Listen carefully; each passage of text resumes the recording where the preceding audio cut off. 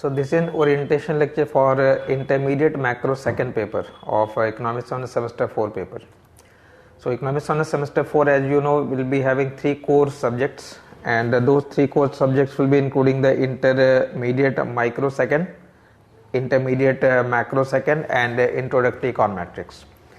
So in this lecture I will be basically focusing on the intermediate macrosecond content part. So the content part, just that means I will be giving you the orientation, what we have to do, and what will be the examination format, what is the reading, and how this reading is different from the earlier readings. So just a short orientation for the intermediate macro second paper. So first of all, just see the content part of it. So in the content there are in fact 3 units. Unit number 1 is all about fiscal and monetary policy. Second is about the global crisis, and the third and the more important is the open economy, issues in the open economy. So you can just see the syllabus part of it. Okay, this reading list is updated on your day school site. ठीक है, date confirm करेंगे 26th of November 24 की meeting है. सो course content is basically implemented for 2025 session. So first unit is fiscal and monetary policy. Unit number 2 is financial market and crisis, that is a short unit. Third is the most important unit, that is issues in the open economy. So you can just write all 3 units here and what is the respective weightage. So content wise, unit number 1 is fiscal and monetary policy. So in this unit basically we have to explain the implication of fiscal and monetary policy by using the IS curve, Phillips curve relation, and the monetary rule relation. So IS curve relation you have done basically in semester 2, Phillips curve basically you have done in semester 3, and monetary rule will be introducing in semester 4. So there is a continuity from semester 2, 3 as well as 4. So it is basically the first section, the first unit will be fiscal and monetary policy, that will be using the concept of IS curve, Phillips curve, and the monetary rule, and the reference book is basically different. So reference, that means if you go by the past year question, so in the past year question the reference book was different and it was not using the concept of IS, PC and MR model. Now this is basically using the IS, PC and MR model. So in that way it is a new content. Now that means you will not get more question from this IS, PC and MR model in the past year question, except for the last year part. So the important reading in this first unit is the Blanchard and Johnson, section number 22.2, 23.2, 23.3, 23.4 and 24.3. that means 22, 23, 24 के chapter पढ़ने हैं, but उसके certain section पढ़ने हैं आपको. It is not the complete chapter. So I will elaborate, but each content has we can say 1 or 2 question part of it. So Blanchard and Johnson will be basically the first reading. The purpose of this unit number 1 is basically to orient you. What is the utility of fiscal and monetary policy, how they operate in the economy, how fiscal policy works in the economy, what is the limitation of the fiscal policy, how monetary policy operate in the economy. And as you know, fiscal policy deals with government expenditure and taxation.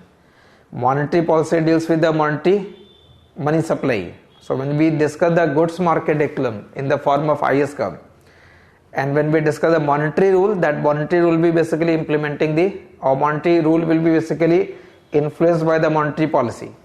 So how the policies work in an economy, what are the limitations of those policies. So everything we will be explained in this unit number 1. There is no specific weightage for unit number 1 separate. First unit and second unit combined, the weightage is 50%.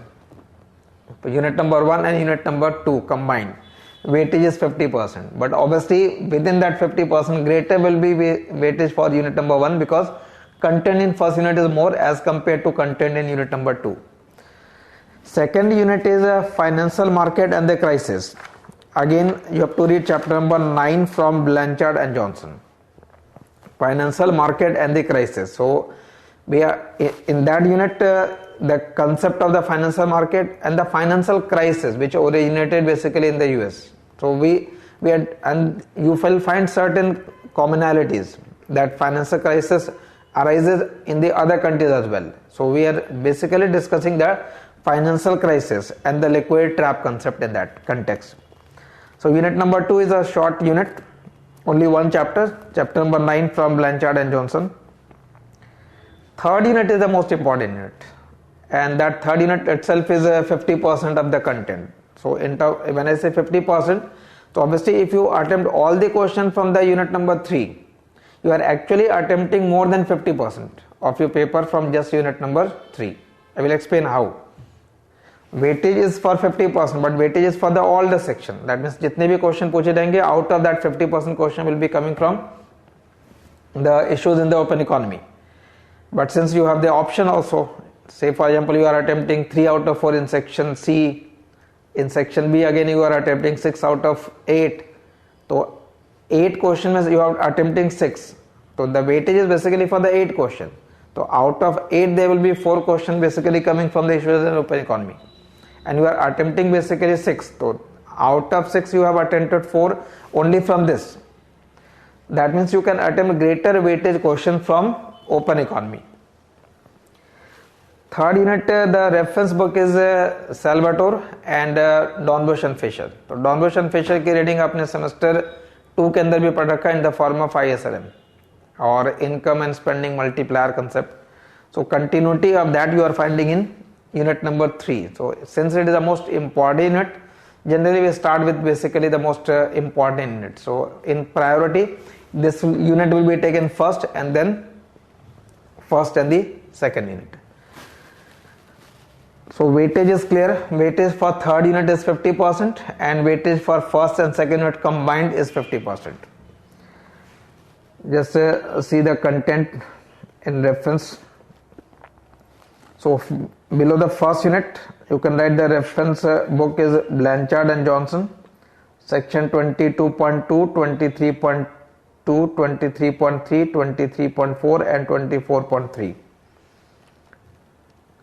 Then Carlin,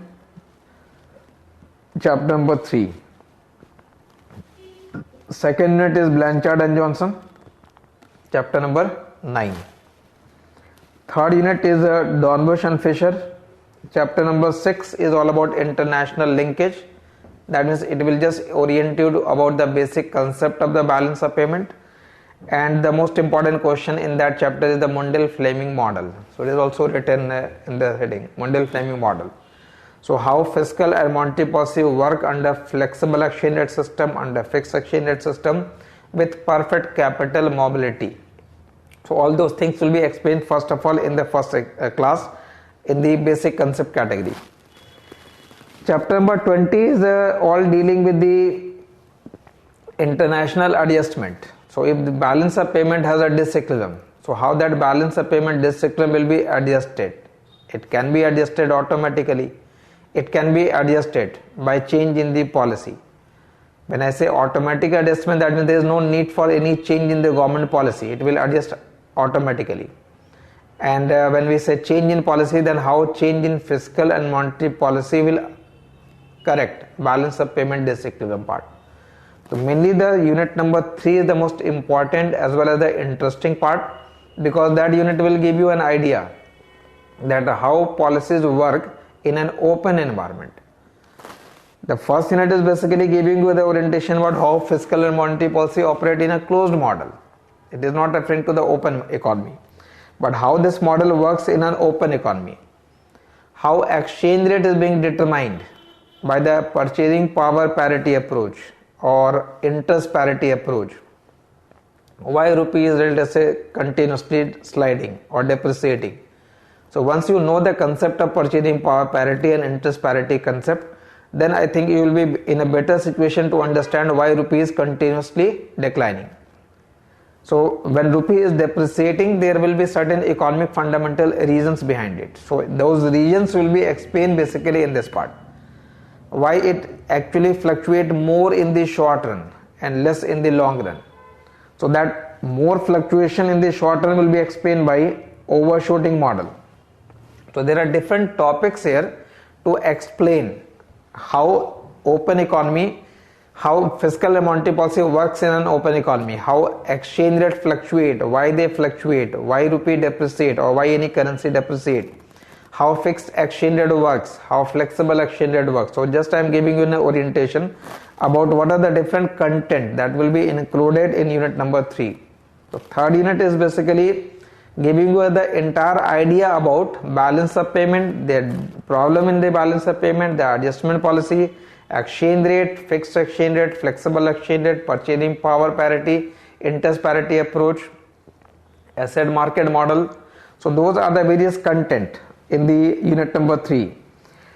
And then you move to chapter number 14 and 15. 15 will be the most important unit here.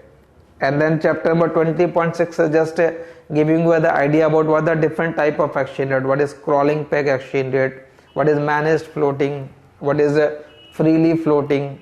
So how there are different exchange rate system. Broadly we know fixed exchange rate and the flexible exchange, but there are intermediate, there are various exchange rate. So those things will be explained basically in unit number 3.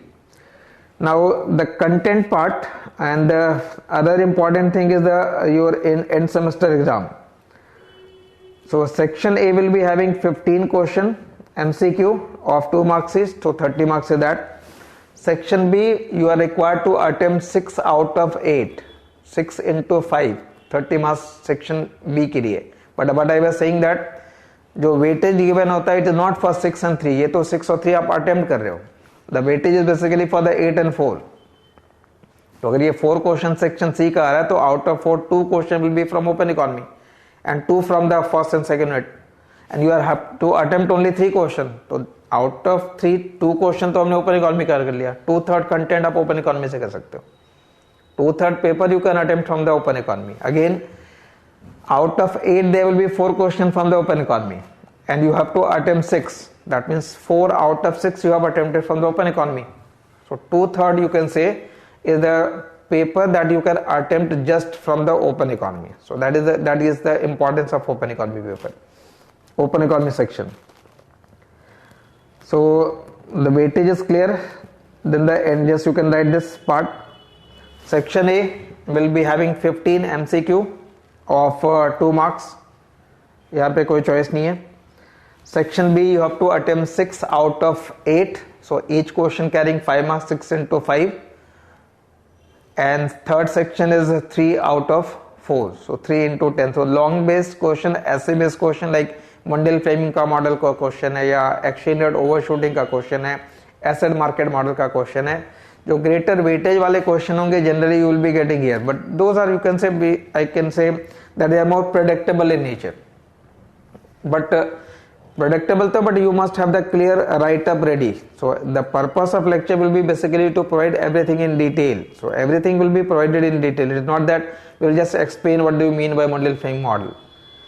In the Mundell framing model, if you have to answer the question, then what you will write in the first paragraph, what you will write in the next paragraph, what will be the role of diagram. So entire thing will be explained to you and dictated to you in a formal way. Clear? So you have to basically supplement your class notes with the notes uploaded. It is not that you are not writing in the lecture and you are just relying on the notes uploaded. You have to supplement both. So something will be explained in the class, dictated in the class, may not be there, you will not find in the ebook section, but we will try to have more and more in the ebook section.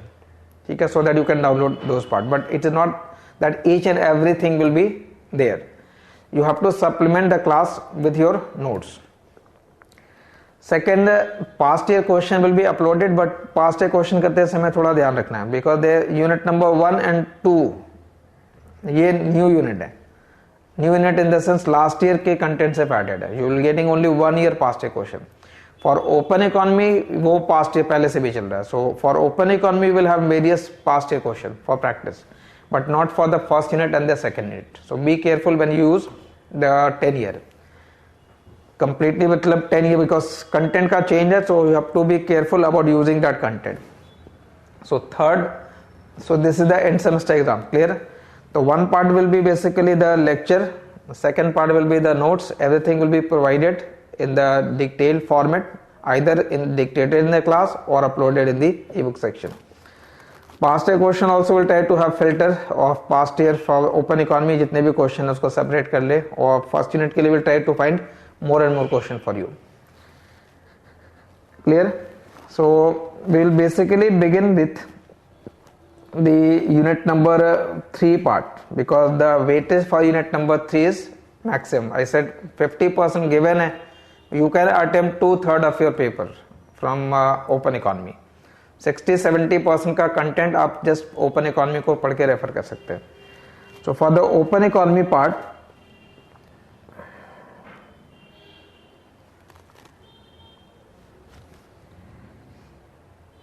it begins with this. Reference book is Dornbusch and Fisher, and it starts with chapter number 6, international linkage. This international linkage chapter will orient you about the all basic terms used related to the balance of payment and the foreign exchange. What do you mean by the balance of payment term? What is the meaning of current account? What is the meaning of capital account? What is the fixed exchange rate, how it works? What is flexible exchange rate, how it works? What is real exchange rate? What is nominal exchange rate? What is the meaning of perfect capital mobility? So those things will be explained in the first part. That means in this section you can say there are 2 parts. One will be the basics. So basics will basically start from balance of payment and the exchange rate system 6.1. And the second section, which is important from question point of view, is the Mundell-Fleming model. Mundell-Fleming model. So that will be, you can say, for the greater weightage question, that Mundell-Fleming model, and for short question, because MCQ भी है 15 marks के, तो वहाँ पे real exchange rate, nominal exchange का question, balance of payment का question, current account, capital account, those things can be asked for the shorter version question. तो will try to give you some sample of the MCQ as well, so that you can practice it. So first part will be basically, the first lecture will be basically for the basics, and the second lecture will be for the Mundell-Fleming model. So 2 lecture will be basically for the international linkage chapter. And then you move to chapter number 20. In fact, in that chapter number 20 we will be dealing with the balance of payment desequilibrium. So balance of payment desequilibrium can be corrected by automatic adjustment, or it can be corrected by the change in policy, but that will take time, and in that case there will be a J-curve effect concept as well, empirical evidence of balance of payment. So the first lecture will be basically going to be for the basics for balance of payment and foreign exchange market. So this was just an orientation about what we are going to do in intermediate macro second paper. Clear? So this orientation will be followed by the first lecture for semester 4 macro, that will be the basics for balance of payment and foreign exchange market. Clear? If you have any query related to the content part or anything that will be explained in the class, you can call me on this number. And apart from this content, that is, I will be basically discussing this open economy section, and I will be assisted by Sameer sir as well, who will be basically taking care of unit number 1 and 2, and also the numerical part of it, more and more discussion part of the past year question and so on. So, but mainly the content, I said, the open economy content is weightage is 50. You can attempt about 2/3 of your question from the open economy, and I will be taking care of the open economy part. Clear? So this orientation will be now followed by the basic, that is first lecture. ठीक है?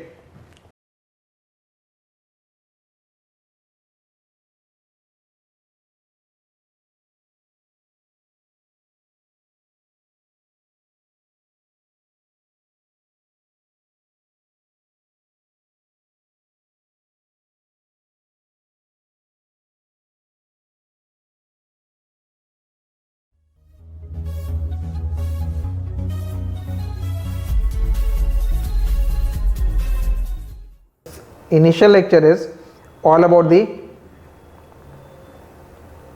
basics, so it will deal about the basics. So basics of balance of payment first. Most important concept is balance of payment.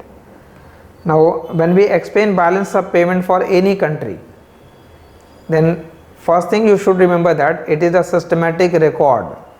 It is systematic record of all economic transactions between residents of a country and residents of rest of world during an accounting period. I repeat, balance of payment is a systematic record. And what is that record? It is a systematic record of all economic transactions between residents of a country and residents of world during an accounting period. Now, suppose I am drawing a simplified balance of payment for Indian economy. तो Indian economy के जो resident है उनका rest of world के resident के साथ जो economic transaction हो रहा है उस इकोनॉमिक ट्रांजेक्शन को बैलेंस ऑफ पेमेंट के अंदर रिकॉर्ड कर रहे हैं. So if we are preparing the balance of payment for India and ये रेस्ट ऑफ वर्ल्ड हो गया, जितने भी ट्रांजेक्शन होंगे उनके दो नेचर हैं. Some transactions will be resulting into receipts of foreign currency, and in some transaction you will have to make payment in terms of foreign currency. Now start with some specific examples. If from India we are exporting goods, so if you write export of goods, so if India is exporting goods, in exchange you will get foreign currency, that will be your receipts. So you are basically following the money flow. So if money is flowing in, वो receipt side पे, if money is flowing out, it will be in the payment side. So the first item included here is export of goods. Export of goods है. अब export of goods की कोई भी value होगी वो हमने dollar के टर्म में वहाँ लिख दिया कि this much amount of dollar you are getting by exporting goods. Just as we can export goods, we can export services. So by exporting services also you get foreign currency. There may be foreign currency due to some transfers also. Indians working abroad, they are sending money back to their home. Technically you call remittances. So जो remittances हैं, those are part of transfers. So those are transfers received. Similarly, there could be some investment income. There may be some investment income. I am not calling investment, I am calling investment income. From investment you get some return. Like bond अगर buy किया है तो उसके ऊपर जो rate of return मिल रहा है, तो that purchase of bond will be part of the capital account, but return on that will be जो recurring in nature होगा, that will be part of the current account. तो ये investment income that will be part of the current account. Similarly, just as you are receiving certain amount dollar for export of goods, services, transfer income received or investment income, parallel में import of goods, import of services, transfers income paid, investment income paid. The balance of these four is referred as current account. ये हमारा current account है. तो current account actually records what? Current account records export and import of goods, services, transfers income and investment income. Transfer and the investment income. So if I say there is a current account deficit, so what does it mean? Current account में deficit है, CAD है. Current account deficit का मतलब हो गया the payment of the current account transaction will be more as compared to the receipts. In that case we have a current account deficit. If we say that current account is in balance, तो जो payment side का total आ रहा है, जो receipt side का total है वो equal है.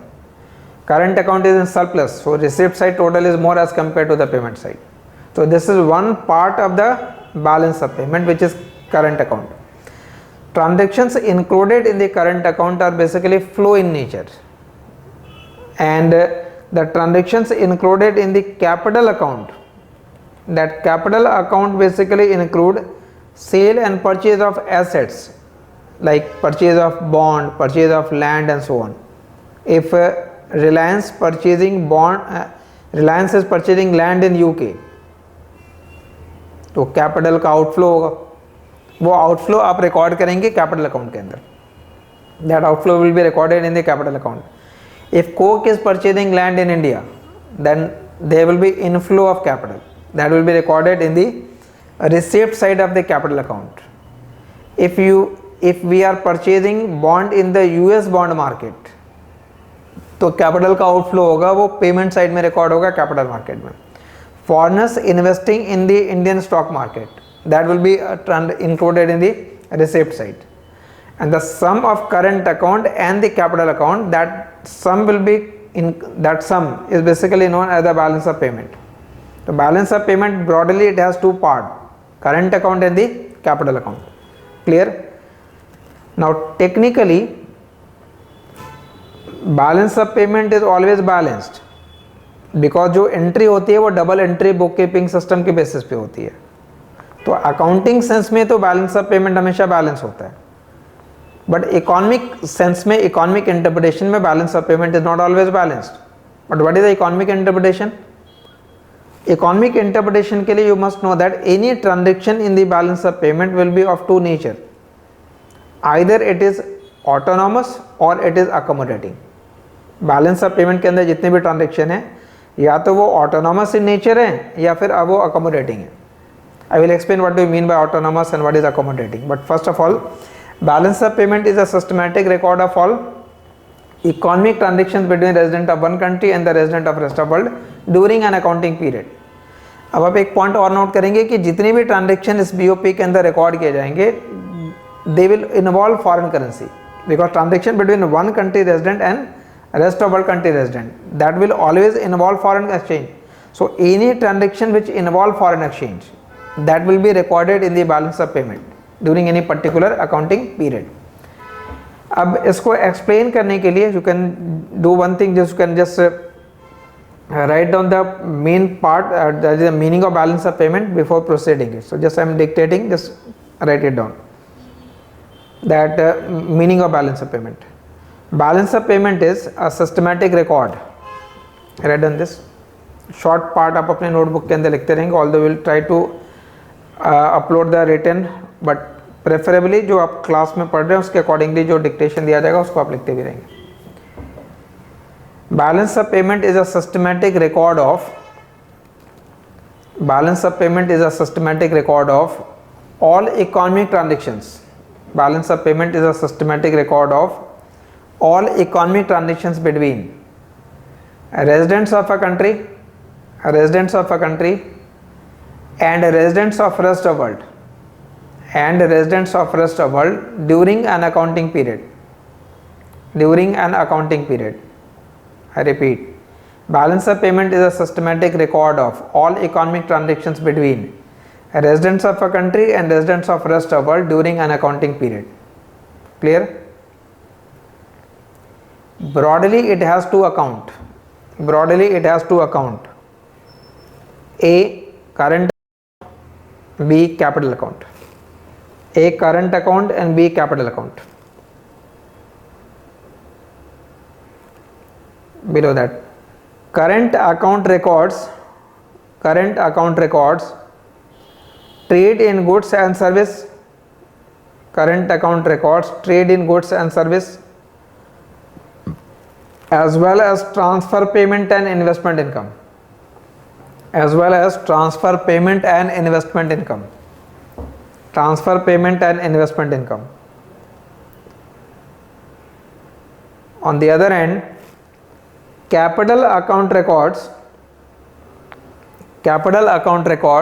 sale and purchase of assets, capital account records sale and purchase of assets like sale and purchase of assets like bond, land, etc. Bond, land, etc.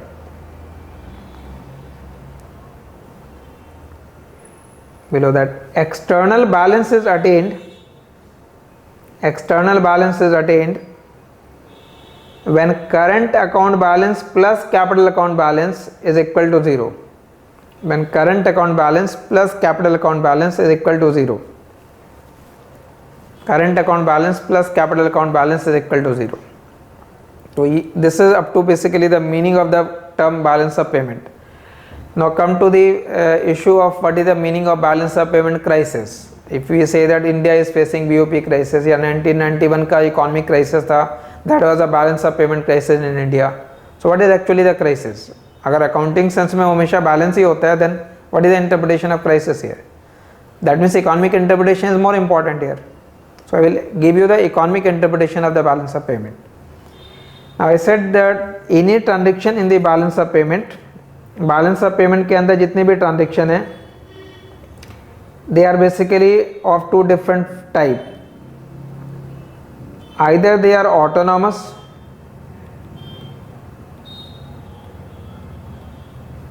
or accommodating. Either they are autonomous or accommodating.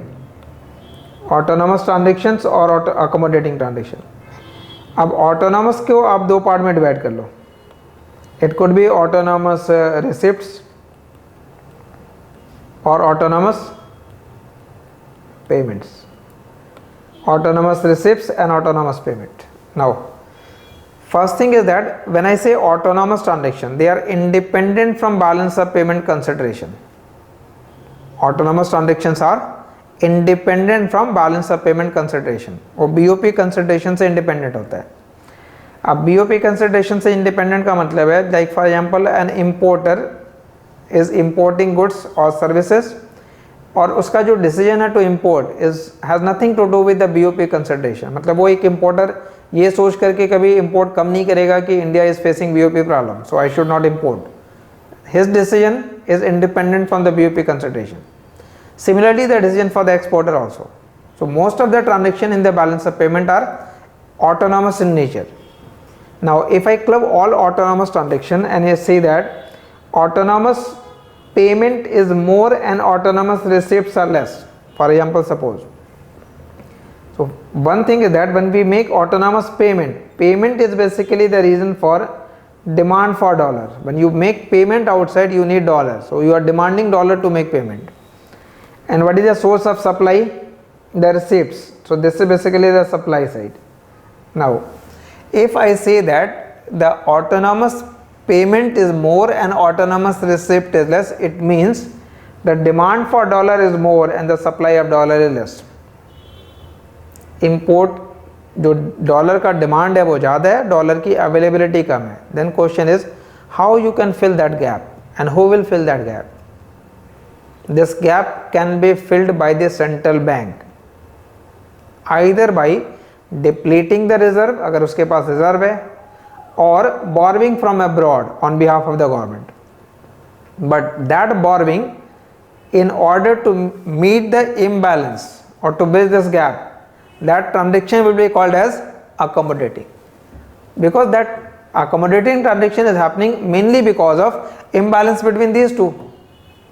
तो हम कह सकते हैं कि balance of payment का जो imbalance होता है, it is basically an imbalance of autonomous receipt and autonomous transactions, autonomous receipt and autonomous payment. मतलब BOP problem can be explained as the imbalance between autonomous receipts and autonomous payment. The need for accommodation arises only when ये imbalance होता है, इसलिए उसको कहते हैं accommodating. मतलब accommodating means that transaction depend upon BOP consideration. It is happening mainly because of BOP consideration. Remember, borrowing in general भी होगी. A firm can also borrow from outside, but that borrowing can be considered as autonomous. जब RBI borrow करे, government borrow करे और उस borrowing का purpose हो to bridge this gap, then it will be called as accommodating. That transaction is done to accommodate the imbalance between autonomous receipts and autonomous payment. Clear? So the BOP problem is basically stated as the imbalance between autonomous receipts and autonomous payment. Write down that part. BOP is always balanced in accounting sense. BOP is always balanced in accounting sense. BOP is always balanced in accounting sense. This is because it is based on accounting principle of double entry bookkeeping system. Accounting principle of double entry bookkeeping system. Double entry bookkeeping system. However, in economic sense, there will be disequilibrium. in the form of deficit or surplus. It could be deficit or it could be surplus. In the form of deficit or surplus. There will be deficit when autonomous payment exceed autonomous receipts. Autonomous payment exceeds autonomous receipts. Autonomous payment exceeds autonomous receipts. Now in the next paragraph, just write down what do you mean by autonomous. Autonomous transactions are those. Autonomous transactions are those which are independent from BOP consideration. Autonomous transactions are those which are independent from BOP consideration. While accommodating transactions are those accommodating transactions are those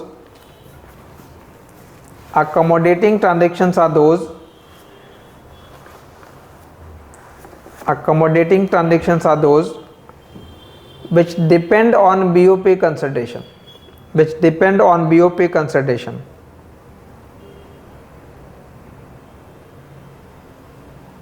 Full stop. In the case of imbalance between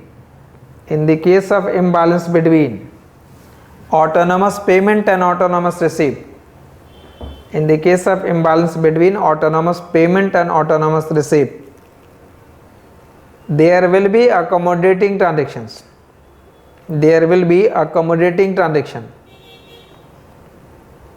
Such as international borrowing. So that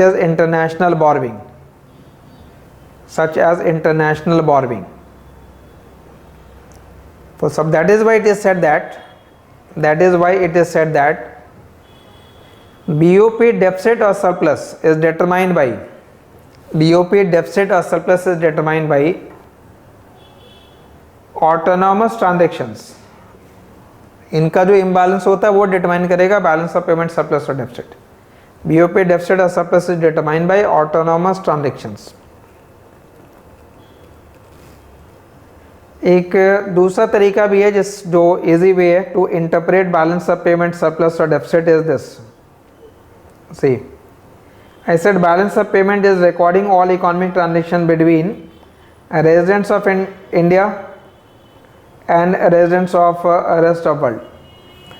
अब अगर India से goods export हो रहे हैं तो you will be getting payment in terms of the dollar, but just remember that dollar will be retained by central bank.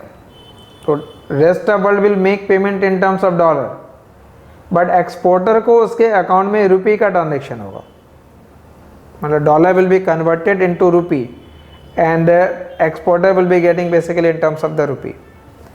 Similarly, when you have to make payment for import, you pay rupee to the RBI, RBI will convert it in terms of dollar and then payment will be made in terms of dollar.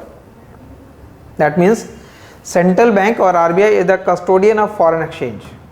So entire foreign exchange उसके custody में होगी, because we are using here the domestic money, so we don't need foreign currency in India. So any currency, foreign currency will be converted into the domestic currency. Now, suppose central bank or RBI is having some foreign exchange reserve. तो RBI के पास मान लेते हैं कि foreign exchange का reserve है on any particular day, 1st of April 2024. RBI is having a foreign exchange reserve of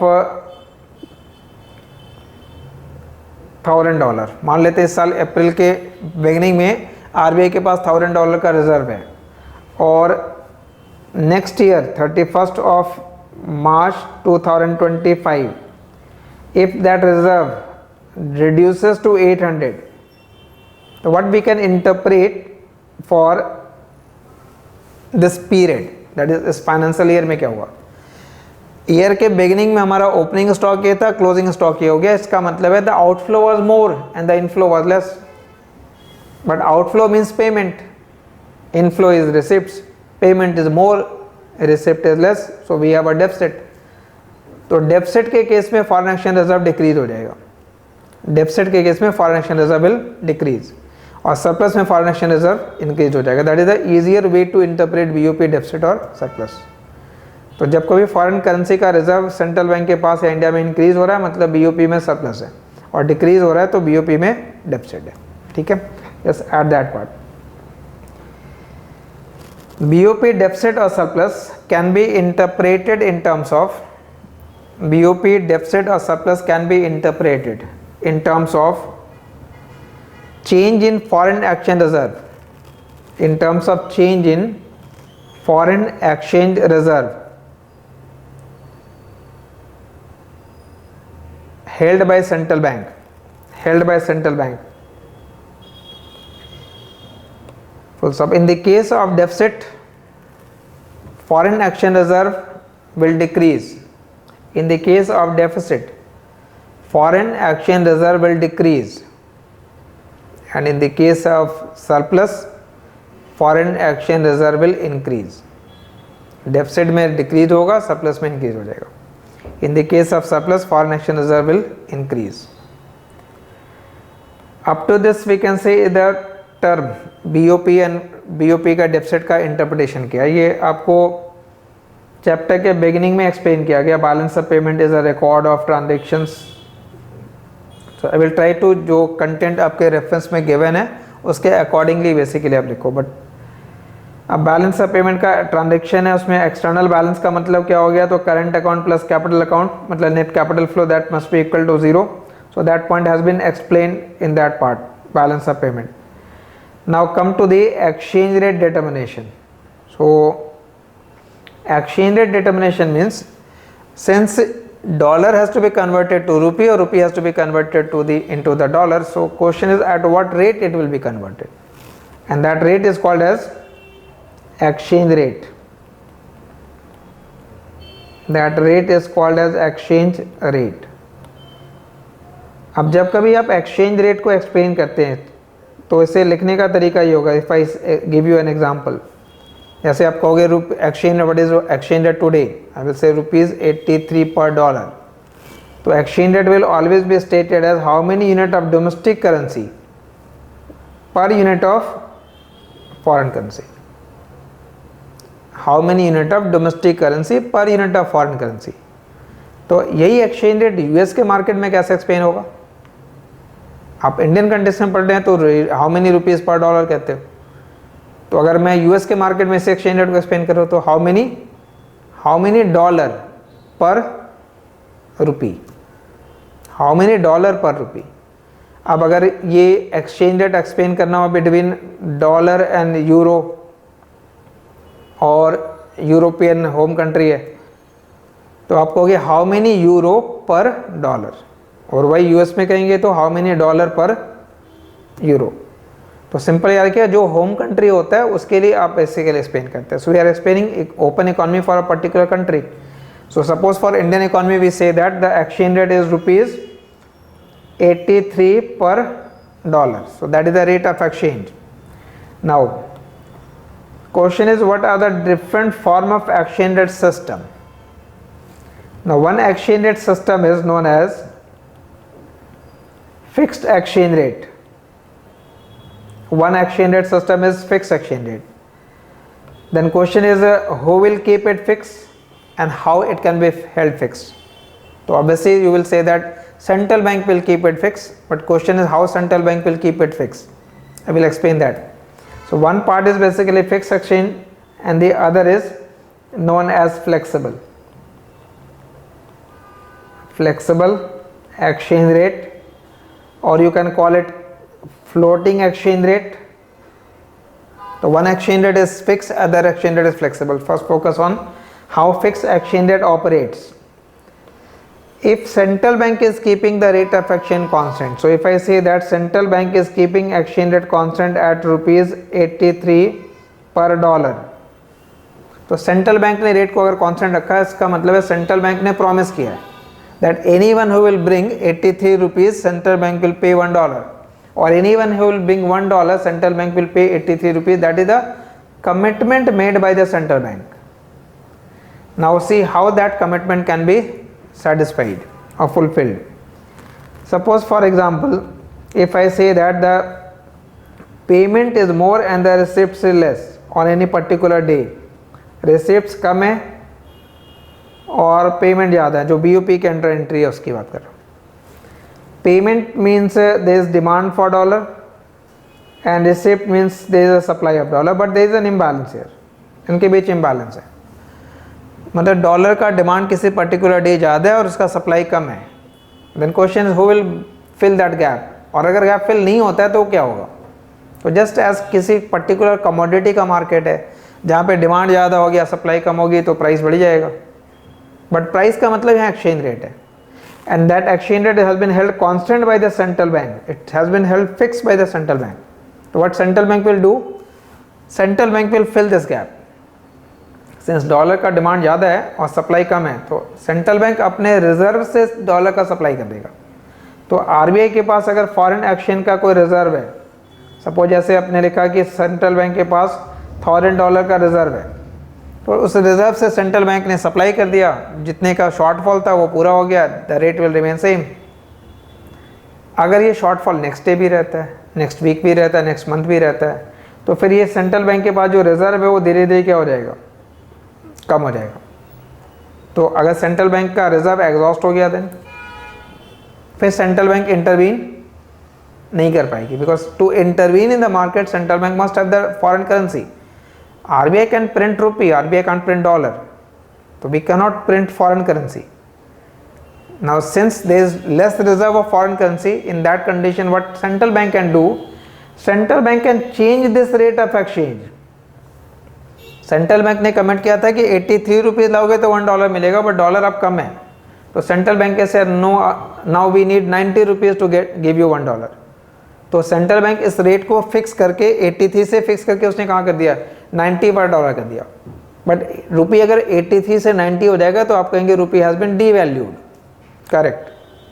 fix exchange rate system में devaluation होगा अगर एक्सचेंज रेट को इंक्रीज करते हैं तो, और अगर वो नेचुरली इंक्रीज हो रहा है, जैसे आज के रेट में अगर चेंज हो रहा है 83 हो गया, 84 हो गया, then you use the word depreciation, rupee depreciates. We use the word depreciation because system जो प्रिवेल कर रहा है वो फ्लेक्सिबल है, बट हमें बुक में दोनों ही समझ में आना चाहिए कि अगर फिक्स होता था जो पहले होता था तो हाउ इट ऑपरेट्स। तो fix exchange rate system is just like a support price system.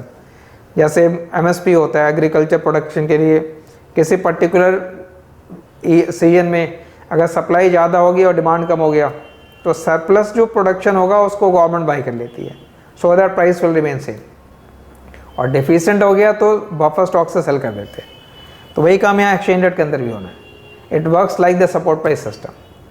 Or what will happen in the flexible? Flexible will be determined by the market forces. तो market force का मतलब हो गया कि अगर supply of dollar कम है and demand for dollar is more, then what will happen, that rupee will depreciate, means exchange rate will increase, but you use the word depreciation under flexible exchange rate system. Clear? तो ये दो अलग अलग system है। First write down basic for fixed exchange rate system. I hope things are clear for the fixed and the flexible. तो fixed के अंदर exchange rate determined by the central bank and under flexible determined by the market forces. Keywords और key difference ये होंगे। Write down under this system, that is fixed exchange rate. Under this system, exchange rate is fixed by central bank. Exchange rate is fixed by central bank. And central bank intervenes in foreign exchange market, and central bank intervenes in foreign exchange market to keep exchange rate constant, to keep exchange rate constant,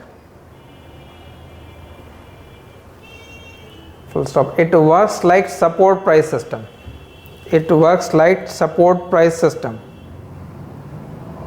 it works like support price system. However, in this system, central bank must have, however, in this system, central bank must have foreign exchange available, foreign available in order to keep exchange rate fixed, in order to keep exchange rate fixed.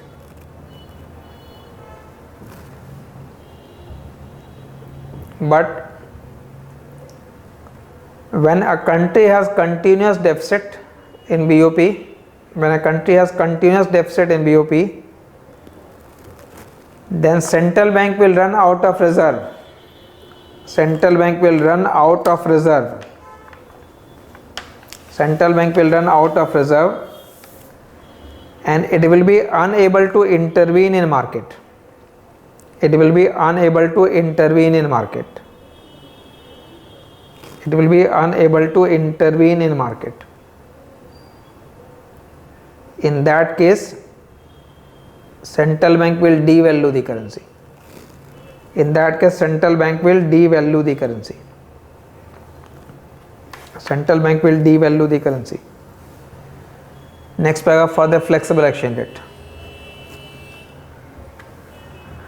Under this system, that is flexible, under this system, central bank allow exchange rate to adjust.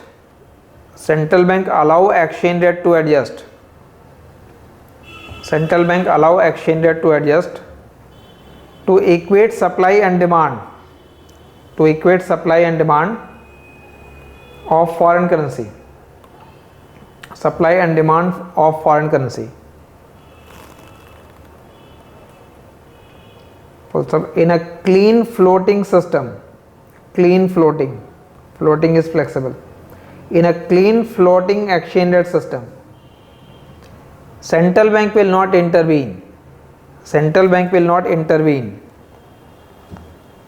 and allow exchange rate to be determined freely by market. And allow exchange rate to be determined freely by market. मतलब RBI बिल्कुल intervene नहीं करेगा, rate चाहे जो भी हो जाए, 83 से 90 हो जाए, 95 हो जाए, 100 हो जाए, RBI is not going to intervene if the system is clean floating, but actually does not happen. In practice central bank हमेशा इंटरवीन कर जाता है to manage the exchange rate system. That means in practice जो exchange rate system prevail करता है वो dirty floating है और मैनेज फ्लोटिंग है, not the clean floating. Clean floating में इंटरवेंशन नहीं होना है, बट मैनेज फ्लोटिंग में सेंट्रल बैंक विल इंटरवीन. और इंटरवेंशन का तरीका क्या होता है, मान लो अगर रुपये का रेट आज 83 से 90 होने लगे, तो इंट्राडे में अगर वो वेरिएशन हो जाए तो central bank will sell out of the reserve. Central bank is having more than 400 billion reserve of foreign exchange. The central bank will sell out of the reserve to stabilize rupee. That means we actually follow the dirty floating or managed floating exchange rate system. Right on. But in practice, exchange rate system is dirty floating. Exchange rate system is dirty floating or managed floating. Dirty floating or managed floating. Dirty floating or managed floating.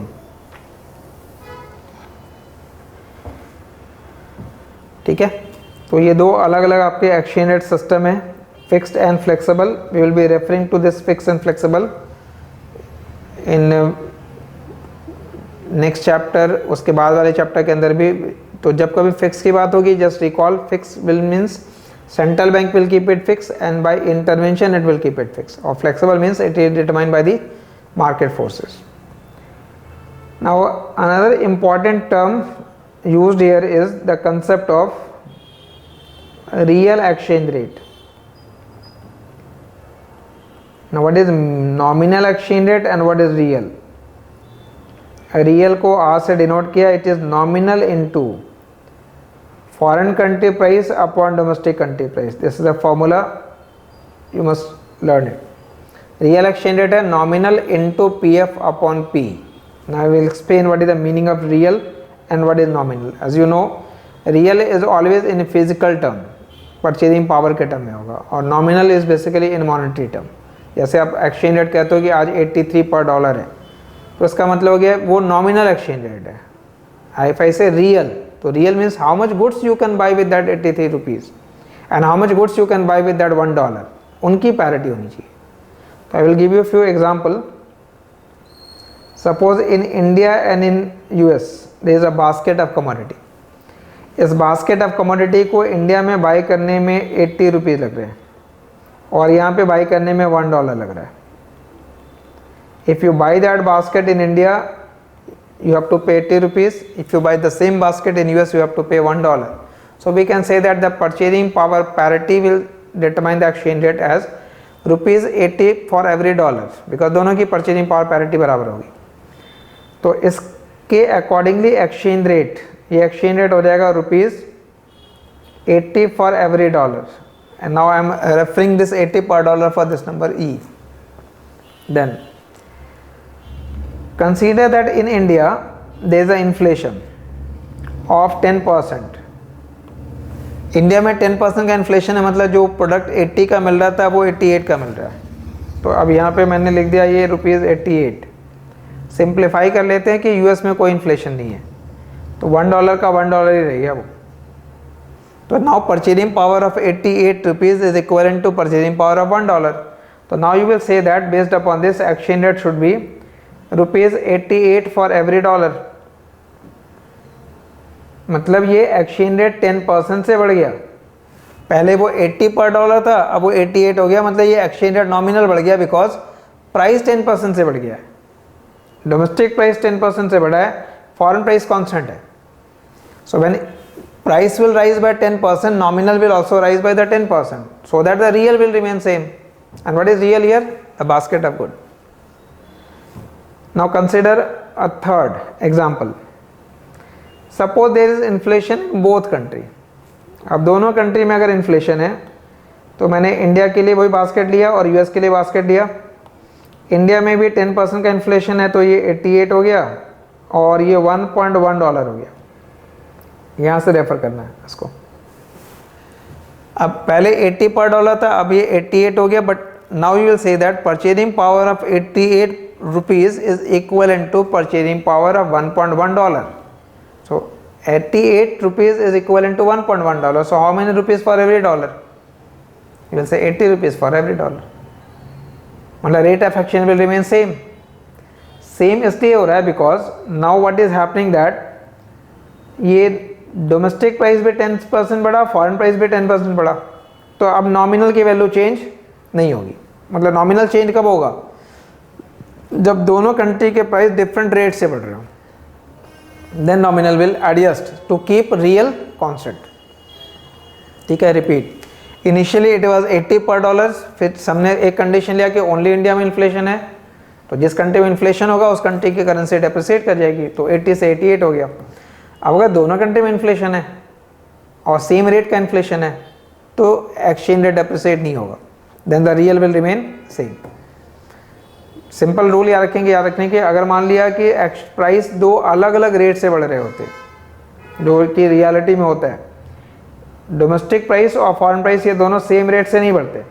मान लेते हैं India में 10% है और यहाँ पे 7% है, तो कितने परसेंट का गैप हो गया? 3% का. तो 3% से एक्सचेंज रेट चेंज होगा. जिस कंट्री में इन्फ्लेशन हायर होगा उस कंट्री की करेंसी डेप्रिसिएट होगी. कितने से डेप्रिसिएट होगी? By the inflation gap. Clear? So why rupee continues to slide? Why rupee continue to depreciate? Because in India inflation is higher as compared to inflation in US. So rupee is continuously depreciating. ठीक है, तो ये term आपको use करना है real और nominal का difference के फॉर्मेट में. आप सिर्फ रियल का डेफिनेशन लिख देंगे. What do you mean by real exchange rate? Write down. It is ratio of foreign price and domestic price measured in same currency.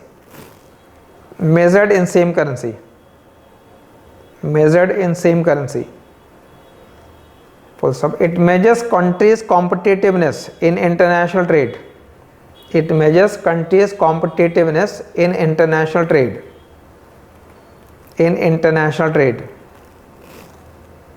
And it also measures purchasing power parity. It also measures purchasing power parity. It also measures purchasing power parity.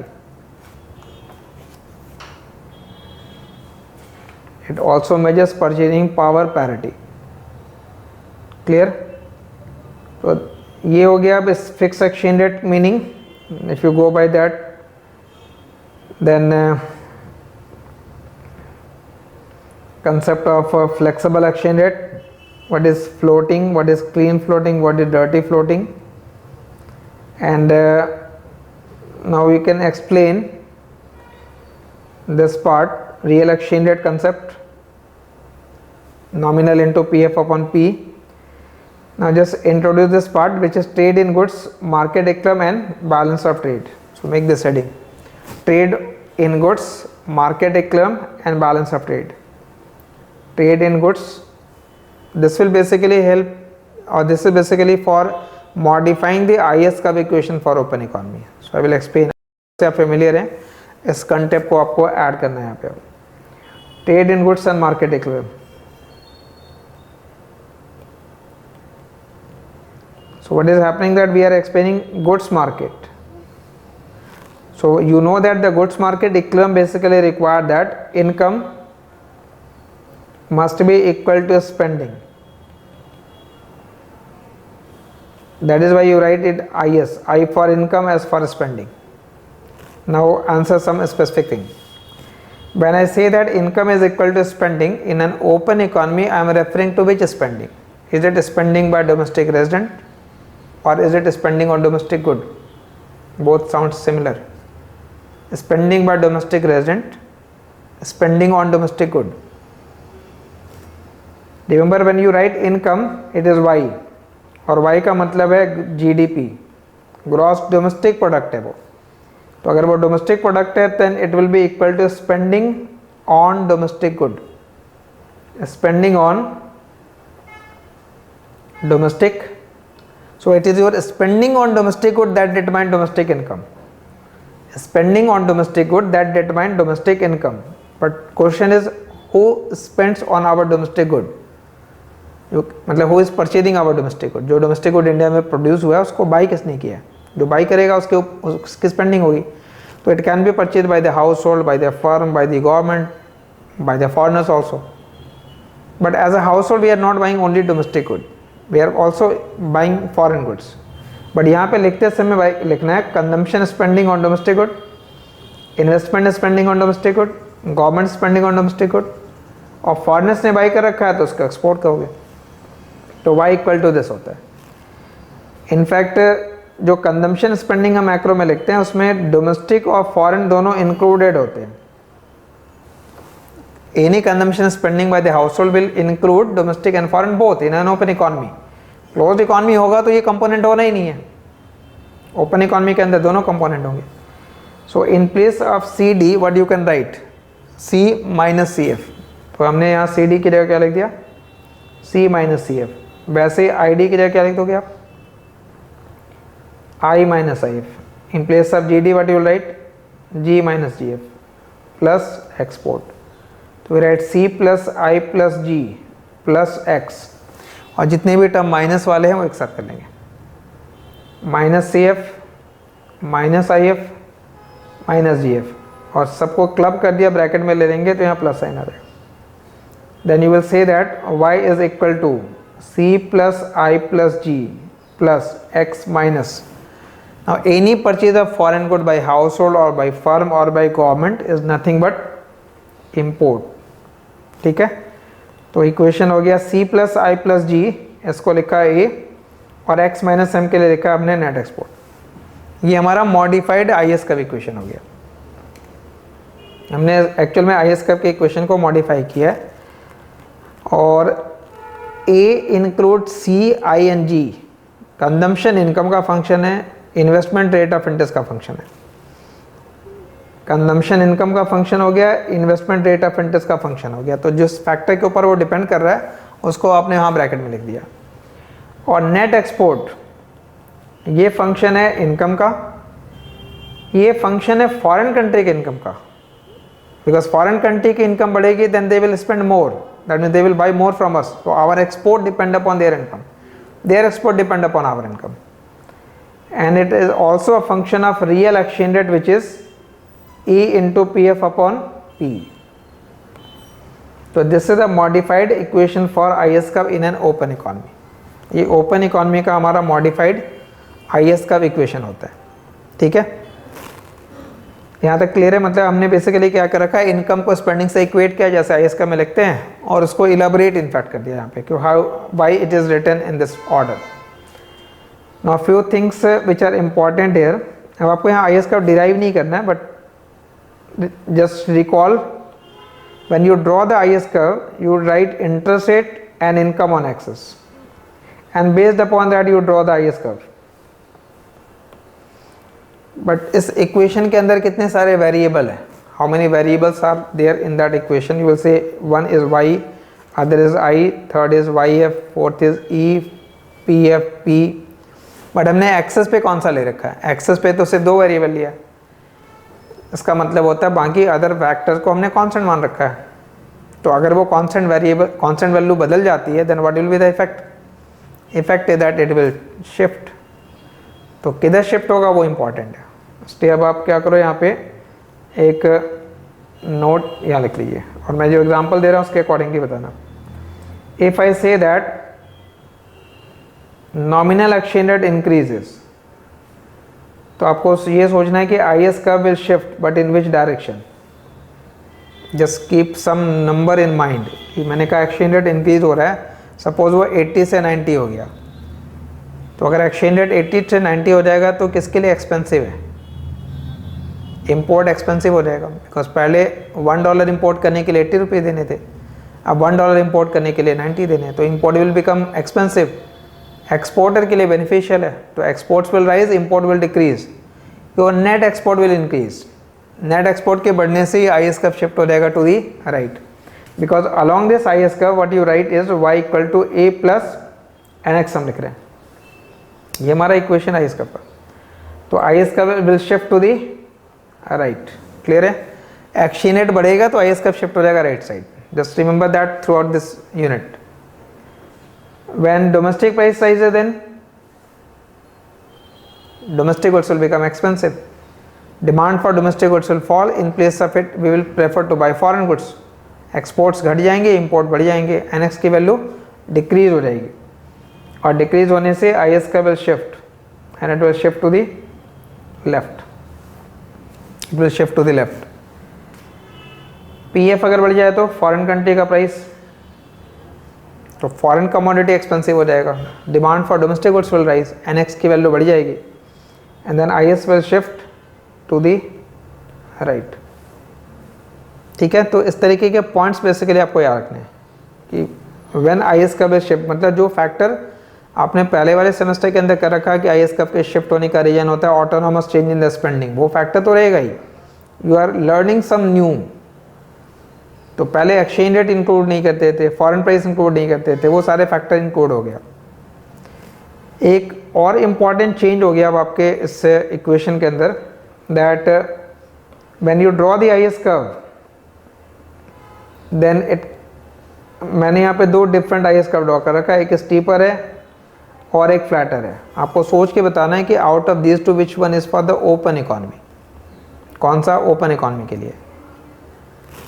अब दोनों के slope का फर्क है, तो slope का अगर difference होता है तो ऑब्वियसली आपको सिर्फ अगर ये मालूम हो या याद हो कि what is the slope of IS curve then it will become easier. Slope of IS curve होता था 1 upon alpha G which is multiplier into B. B measure करता है response of investment due to change in rate of interest. अब आप यहाँ पे ये बताओगे जहाँ वेयर अल्फा जी की वैल्यू क्या होती है, मल्टीप्लायर की value 1 upon 1 minus c plus small c into t. But if it is an open economy तो ये हो जाएगा 1 minus c plus c t plus m. मतलब ओपन इकॉनमी में मल्टीप्लायर ये है, तो हमने डिनोमिनेटर में इंपोर्ट की प्रोपेंसिटी ऐड कर दी है. डिनोमिनेटर में ऐड किया तो पूरी वैल्यू कम होगी. ओपन इकॉनमी का मल्टीप्लायर कम है, but multiplier and slope are inversely related. So when multiplier will be less, slope will be more. Slope is more means it will be steeper. So this is for open economy and this is for closed economy. Steeper line open economy के लिए होगा, closed one flatter will be for the closed economy. Slope का difference भी हो जाएगा. Open economy का IS curve और closed economy का IS कर्व दोनों हैं तो negative, but one will be steeper and the other will be flatter. Clear. तो ये part basically this is the modification for the IS curve. But remember we started this class by saying that balance of payment के अंदर 2 account है, current और कैपिटल. Current account में export और import of goods की बात हो रही है, तो ये जो डिफरेंस हम ले रहे हैं net export, this you can say is repainting the current account, then we will add capital account, then it will become the balance of payment. तो अभी हमने जो लिखा है यहाँ पे एनेक्स, ये नेट एक्सपोर्ट एक्चुअल में करंट अकाउंट को रिप्रेजेंट करेगा। इस करंट अकाउंट में हम कैपिटल अकाउंट ऐड करेंगे, then it will become the complete. तो यहाँ तक ये अभी कंटेंट जो मैंने एक्सप्लेन कर रखा है, this is 6.3 trade in goods market and balance of payment, spending on domestic good, ये डिस्क्रिप्शन, तो वो इजी करने के लिए मैंने इक्वेशन यूज़ कर रखा है। नेट एक्सपोर्ट, ये इक्वेशन यहाँ पे आपने लिख रखा है, दिस इज आर, इसको आप प्रॉपरली लिखोगे तो बेटर होगा, E into P F upon P. So up to this basically we have explained. We will start basically with the description of it briefly and the repercussion effect. Repercussion in the sense linkages involve होंगे। अब यहाँ पे यार इस equation का मतलब है domestic country का जो इनकम है वो किसका फंक्शन हो गया, फॉरेन कंट्री के इनकम का फंक्शन हो गया। मतलब GDP of India is a function of GDP of US also, and GDP of US is a function of GDP of India also. Linkages ये हैं। तो चैप्टर 6 जो पढ़े आप इंटरनेशनल लिंकेज, उसमें की बात हो रही कि how one country is depending upon the other country in terms of the GDP also. तो will start with the description part of it and the repercussion effect as well. We are still, ये chapter important one है, याद रखेंगे, chapter number 6 international linkage का। तो we are here, we in this lecture we have explained the basic of balance of payment and foreign exchange, and we have modified the ice curve equation. So in the next class, Mundell framing model and the remaining basic part of the BOP and foreign exchange market. अब and में मैं एक just recap करने के लिए, syllabus के accordingly अब आपको क्लियर है ये पार्ट जब आप यहाँ पे एक्सप्लेन कर रहे हैं। Then there are 3 different unit, ये आपको क्लियर है। Fiscal and monetary policy, we have started with unit number 3 open economy which is 50% of the content. तो मैंने बिगिन यहाँ से किया। अब may be you may be initially requiring some lecture for the unit number 1, but I am starting with according to the priority. तो अगर previous year के recording, अगर वो मैच करने वाले जो रिकॉर्डिंग होंगे, इफ़ यू नीड इट, तो we can manage to provide that lecture for unit number 1 and unit number 2 if it is available and if it is matching exactly. ठीक है, अगर डिफरेंस भी होंगे, नॉमिनल डिफरेंस होगा, even then it can be provided for the time being, but what I will do initially, I will complete this and then I will explain this. तो अगर हम previous year का कुछ recording डालते भी हैं तो उसको लेटर ऑन रिप्लेस कर देंगे विद दी न्यू वीडियोज़। जैसे ओपन इकोनॉमी का होगा वैसे फिस्कल एंड मॉनेटरी पॉलिसी के लिए भी। ठीक है, as per the requirement, because some changes will are basically there, but complete change नहीं है। तो इंटरनल वगैरह के लिए अगर आपको इनिशियली कुछ चैप्टर का अगर requirement, although preferably should be managing the initial part, but major one I have started with the open economy and then I will complete unit number 1 and 2 later on. ठीक है, so section wise syllabus etc. I have explained. We are in chapter number 6. This was the first class for chapter number 6. We'll continue with the same chapter in the next class. Thank you.